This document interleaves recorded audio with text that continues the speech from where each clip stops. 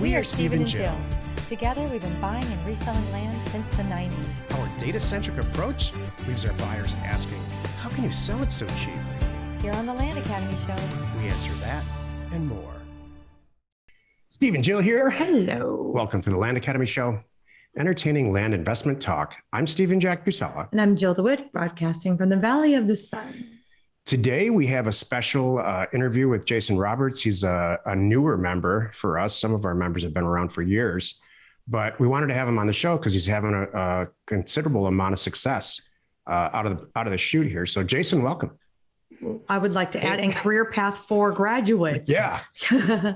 Hey, thanks to you guys and all your support. That's how I got there. I've really been looking forward to this all day, and I appreciate you doing it a little later.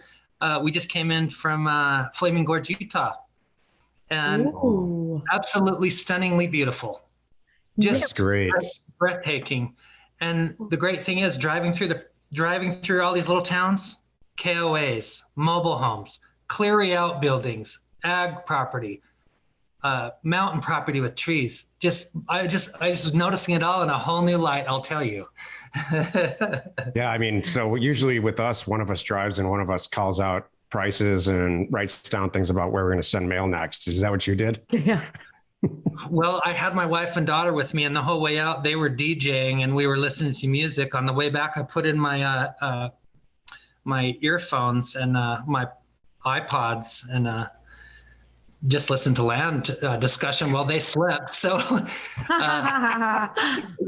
they didn't want to talk about it. They just want to listen to music on the way out. So got it. It was fun. We had a great time. So Jason, tell us about how you got here. Give us a little bit of background about, your regular job and how you ultimately decided to join Land Academy. And then what everybody wants to know, including us, or including me for sure. Why did you, and how did you make it pretty successful for yourself quickly? Well, to start, I've been a hairstylist for going on 30 years now, and it's a long time to stand there. Honestly, Steve and Jill, I'm getting tired. Yeah. And not only that, but to carry on conversations the whole day. But you both have pointed out that it's really kind of given me a skill set that's carrying me into this next phase, a phase of which I hope and plan on being my next career. So it's well on its way. And I really started to listen to you guys. I was just kind of searching on YouTube, land podcasts, and you guys came up and I listened to a few of them. This is the end of 2020 when the whole COVID thing hit. And I joined one of your specials. It was the New Year's special, like December 31st into, January, New Year's of 2021. So that really was the kickoff of me going, okay, I'm going to get in this class with these guys. And to tell you the truth, I literally didn't have any technology. I didn't have a great computer. I bought a computer years ago, a Mac computer, and it literally went obsolete before I even figured it out. I just don't spend. I know it's pretty funny, and you guys have laughed at me about this, but most of this that was going on to build my relationship with you guys was on an iPad. It's hard to run. It was because I was so mobile, and really I had a hard time keeping up. I was automatically in the accountability group, and then there was the classes, and I had a little bit of a hard time keeping up, but I would literally just pull over in my car, pull up the iPad. I had a Wi-Fi on my truck, and I would just listen, and I've really literally done that, is listen for a good couple of years. That's good. Wow. That's huge. Yeah. And then you joined Career Path. Yeah. Well, I never thought that I would be in Career Path so fast, but I really made a decision, and what started happening is this isn't really taken off like I know it can, and I knew it could because of all the testimony I've heard, the confidence in you guys and all the stuff that you share.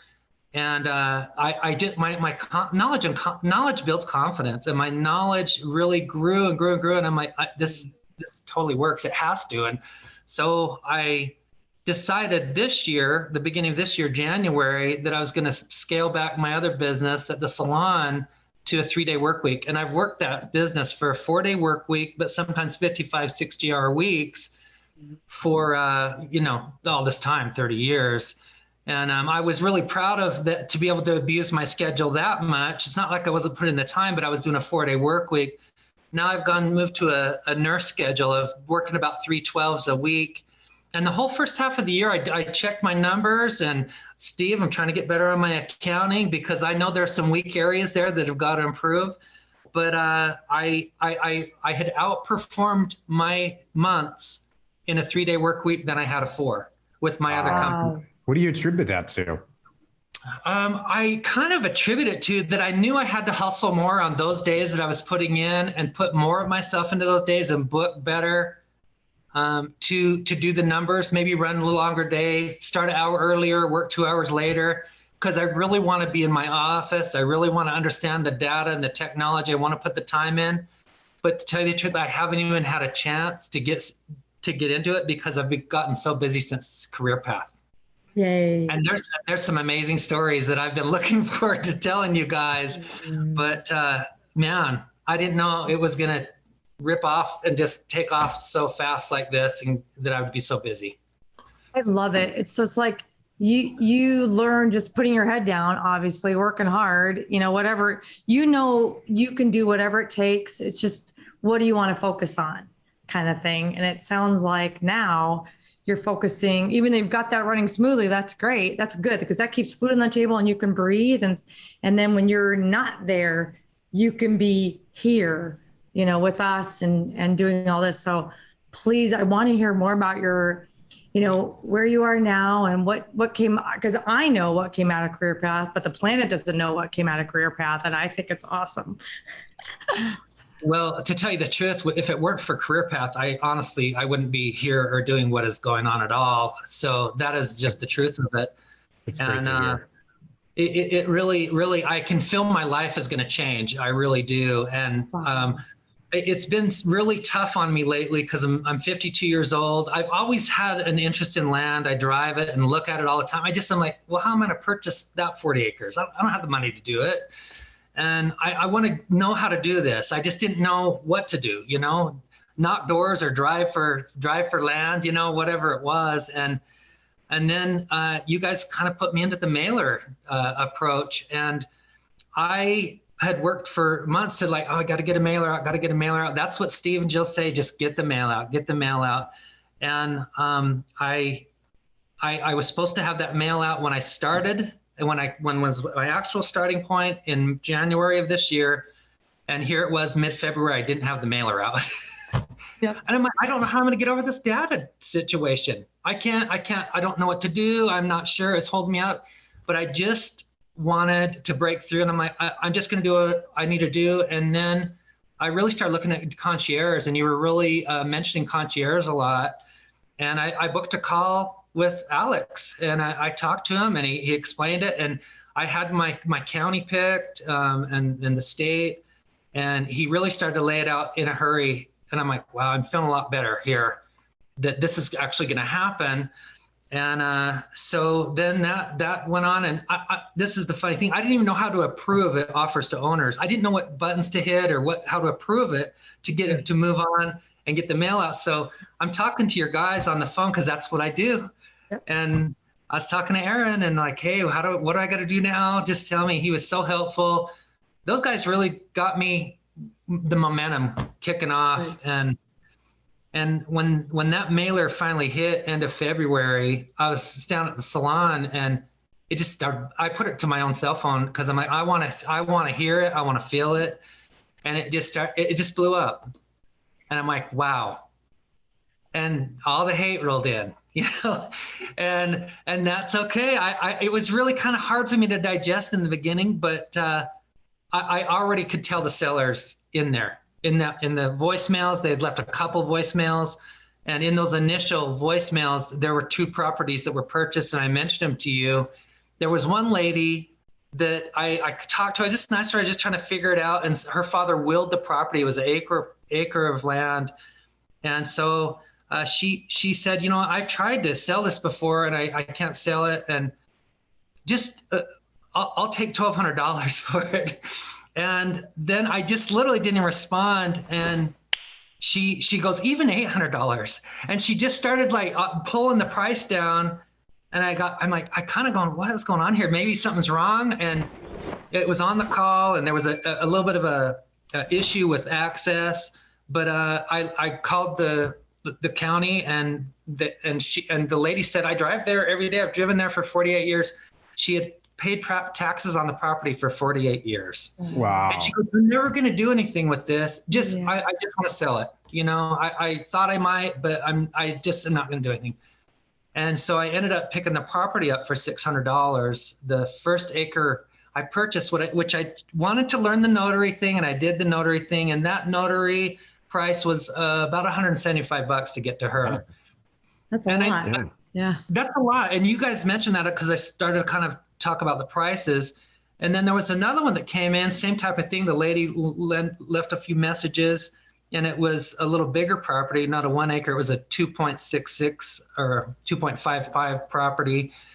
And offer price was $6K on it. And I heard you mention it on the call the other day. I just asked her, I go, well, can you come down $1,000?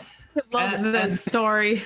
and she just agreed to it immediately and came off the price.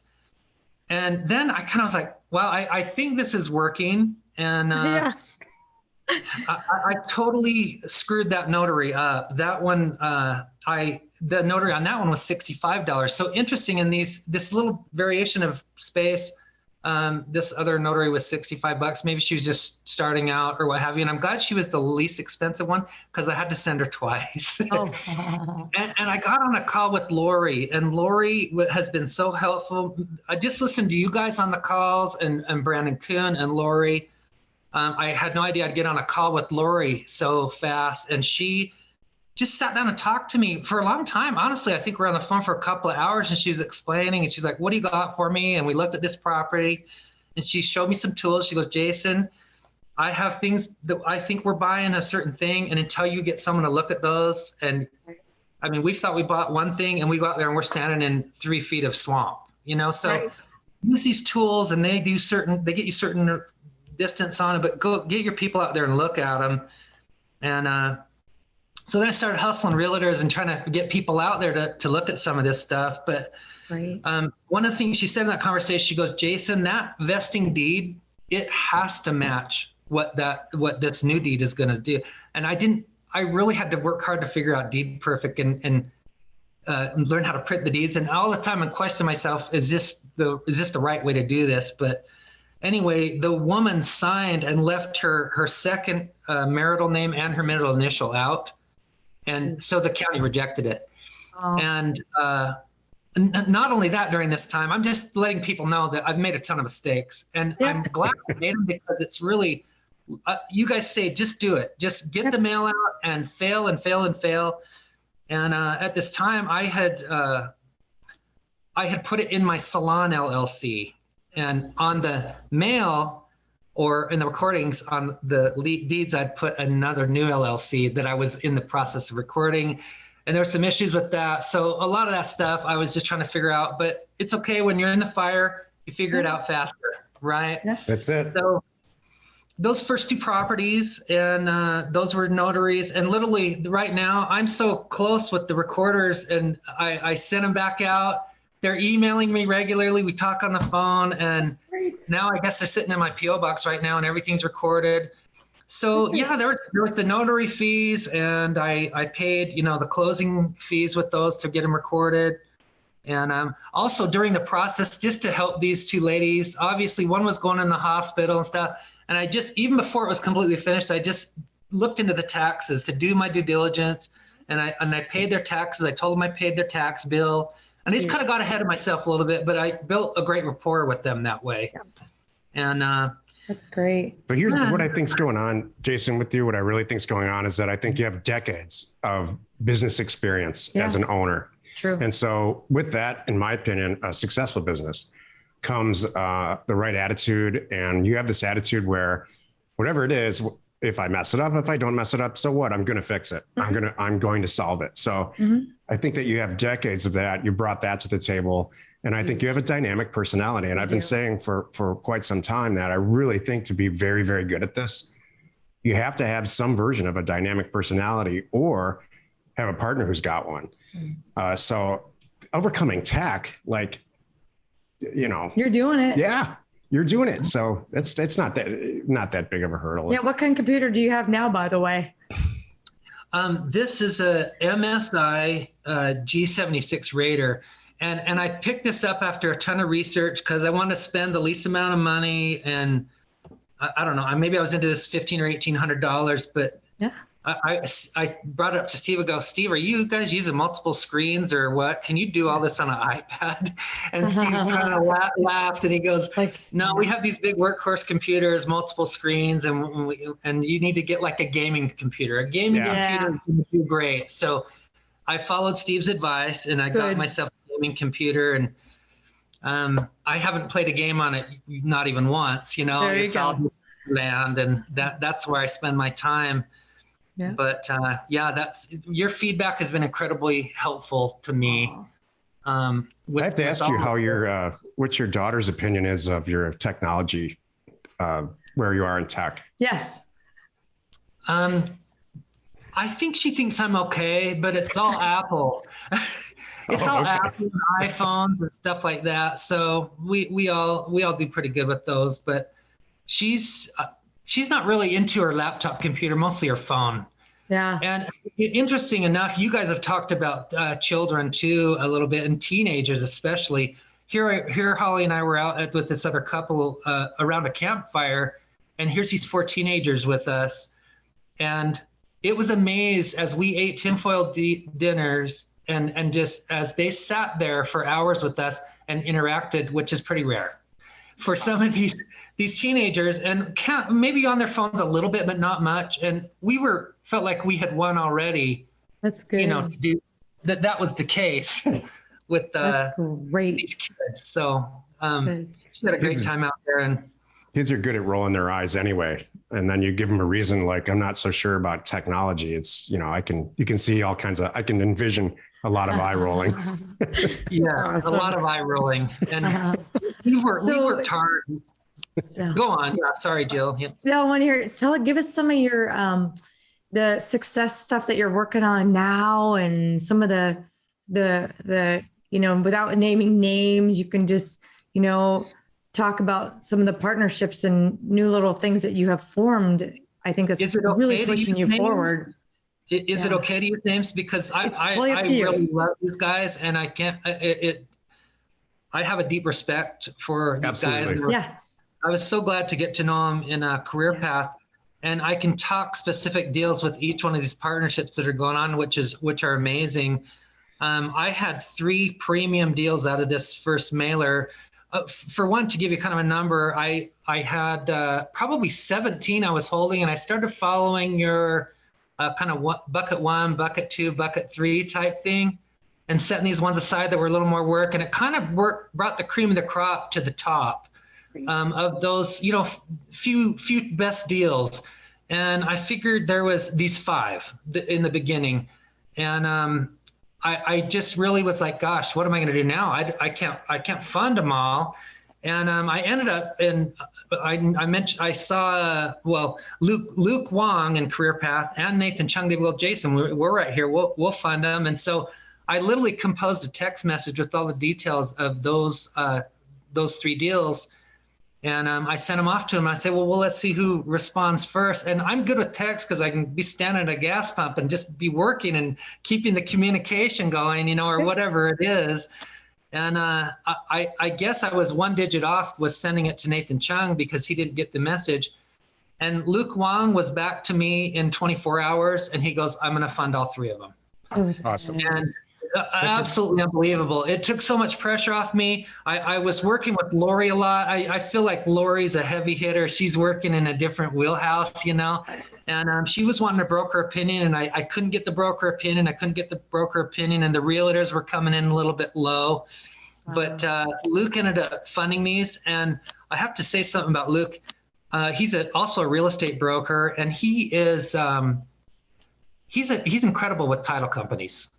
And so here I was all of a sudden without my skills at the title companies and all the back and forth and the addendum stuff. It was just all gibberish to me. I didn't understand any of it. I just tried to act like, I knew what I was doing, and talking to the agents there, which also Lori put us on to.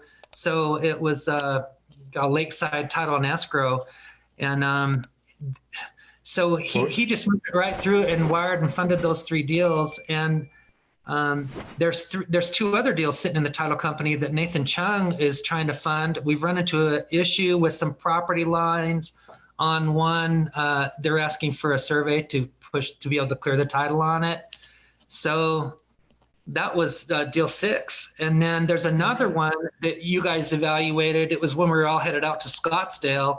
It was a mobile home property that I told you I went out back here, and I was just literally in a tank top and my flip-flops, and I sat down to pay a bill, a vet bill, and I just looked at my voicemail and I clicked on it, and here's some guy on there, and he said, hey, yeah, I got your letter about my property. So I just sitting out there, I called him back, and he goes, oh, that was months ago. I sent you the paperback, the agreement. And so I started looking into it, and then we evaluated it. It was a really nice mobile home property, with, it was a buy for what, 3,000 or 4,000. And so you mentioned Jack to sell for about 24,000, Yep. So great little deal there. And that one, we realized that it was owned by a bank. Oh. And so it was kind of tied up, and that bank had failed. So they were needing some corporate resolution forms. Yeah. And that's what's holding that one up. I've learned so much with all this stuff that I just never even understand. But here I am talking to attorneys and bankers, and they're kind of like, who are you? Who are you anyway? I'm like, I'm just a land guy, just trying to figure stuff out. And they've all been really cool to me. And it's with another bank now, and the banker there in title, he asked if it was the price of this property was only the taxes or fees for it. Wow. Not the price. So everything that I hear like this, including feedback from you guys and these partners, Nathan Chung right now, he's like, Jason, you did so well with this mailer. Let's remail it. And so Nathan is partnering with me on the mail, and this is what I did. I didn't type it all in the email or anything. I wrote it down on a piece of paper, the ones that were purchased. The hate mail I pulled out of my voicemail, and I started taking screenshots on text and sent them to Nathan. And within a few days' time, he had it all cleaned up and ready to go. And so we're going to repartner on that mailer to resend it. And then he's targeting the 5 to 20 acre properties to do another mailer. And his emails are sitting here, and he was emailing me last night, which is another thing I want to point on. It's incredible that I was out at a bonfire in the northern end of Utah, up by Flaming Gorge, with my wife and daughter, and I've got these emails going back and forth.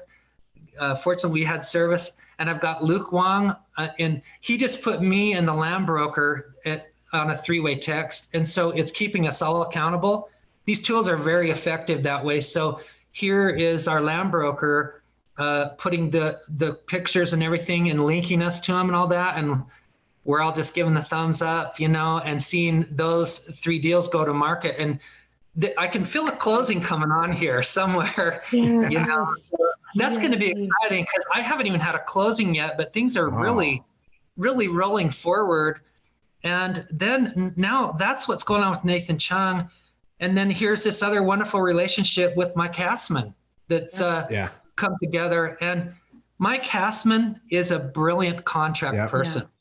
I am just so impressed with him. Here we found out of his mailer, which was kind of an accident that ended up with me. He's using a Vonage email and voicemail so that we can all stay connected there within his company.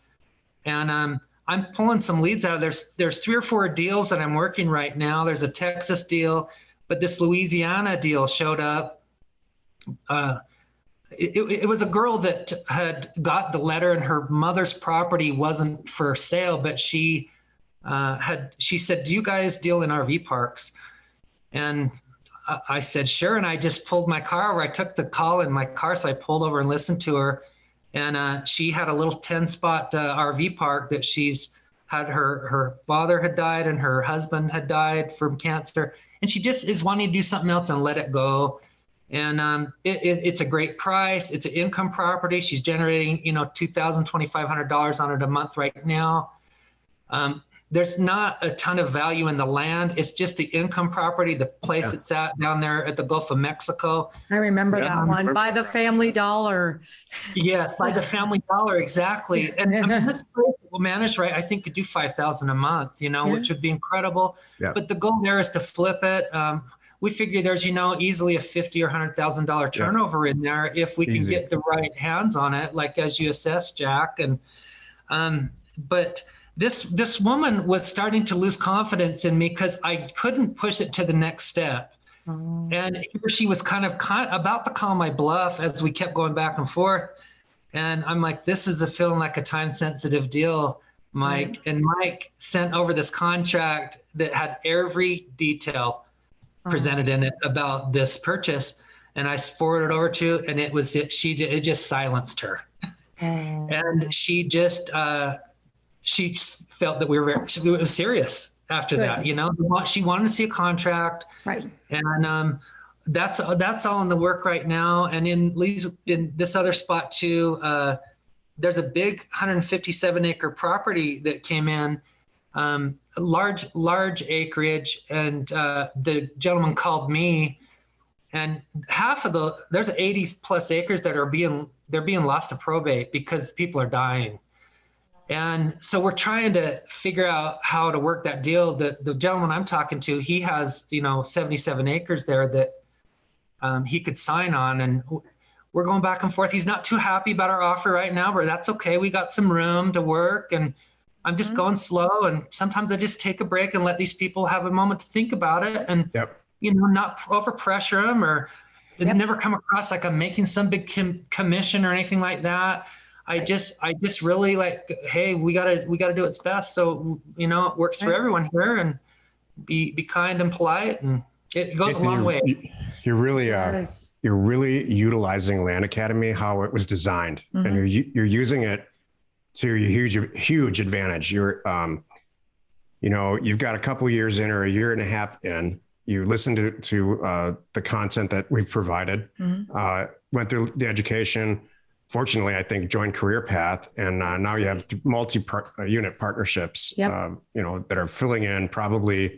They're filling in. It sounds to me like they're filling in the would-be void or maybe the weak spot for your talent for buying and selling land, and it's allowing you to shine with your personality. It's perfect. The way that Jill does. So, I mean, I'm going to ask you maybe to write a manual on how to use Land Academy, because I don't think that there are a lot of people that will listen to this and who are right now where you were in 2020, and they don't know where to start, whether they're members or not members. And the truth is, I really think you got to get into Discord. I see you in Discord all the time.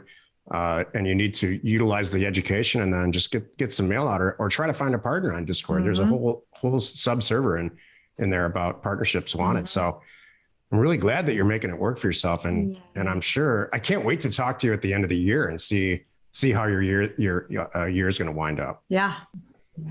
Thank you so much for that. And it's you saying things like that really have really given me a lot of compliments. And honestly, these partnerships and relationships and Career Path have just been a game changer in the way you've put it. And I'm excited. I just haven't had the time. I want to reach out to the other wonderful people that were in our class, for Career Path. And this is the thing. I've been so busy with this. I haven't really used the tools that are available with posting deals in Land Investors or on Discord. For a minute there in Career Path, you were mentioning Steve Hogden, and it's just all these people that I'm starting to understand what they do and what they're good at, and how to connect the dots in your network. It's exactly what you're saying, Steve. And I'm so glad that I followed your advice and just kept taking one step after the other. And it was really something to field those calls from that first mailer, but it really changed my confidence, and I know what to expect now. Now, it doesn't even matter who's on the phone or on the other line. a funny story. There was a guy with that first mailer that he called, and he said, boy, my land company's called JR Creative Land Asset. And he goes, boy, you really must be creative thinking that you're going to get this property for this $5,000 an acre when you can't get it for any less than $10,000 an acre or whatever that. And I kind of wanted to test my confidence and call this guy back, because all of a sudden now I'm holding a property that's $5,000 for 1 acre. Right. And I wanted to see if I could sell it to him, and I called him back. And he said he was really annoyed because he was mad in the first place. But I wanted to test it, and I felt confident to call him back because I want to say, well, I've got one for you, $5,000 for an acre, if that's what you want to do, just to be able to turn this one over. And another thing Lori pointed out is, like, it's critical for it. I need to make income. That's what's going to start stabilizing things down. Is I've got to get some of these things to close. And there's no way that they would be moving along, and the amount of deals would be moving along without these investor supports. Yeah. So this guy goes, well, what did you get it for? And I said, well, what did you get your 2,500 acres for? So Perfect. He was just funny. And then he said, don't send me another letter and don't talk to me. And people out there you just got to roll with that. Everyone has their own way of handling things. And it just doesn't even matter at the end of the day. Yeah. But the ones that come through and the deals that start pushing through, that's what matters. Exactly. So unfortunately, we're out of time here. Do you have any encouraging words or words of advice for people who are maybe new to Land Academy or thinking about joining? Like me, just really immerse yourself in the material so that it really gets ingrained in you. What all these little facets of land investing are, and that knowledge will build confidence to just move to the next level. And next thing you know, you'll have some deals in your hand.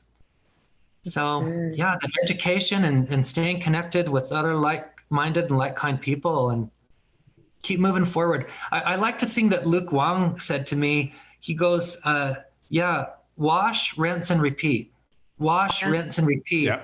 Totally. And I go, Luke, I can't even imagine what it's going to be like when some of these deals start to close. And Luke goes, wait till you have 3 that close for $100,000 each.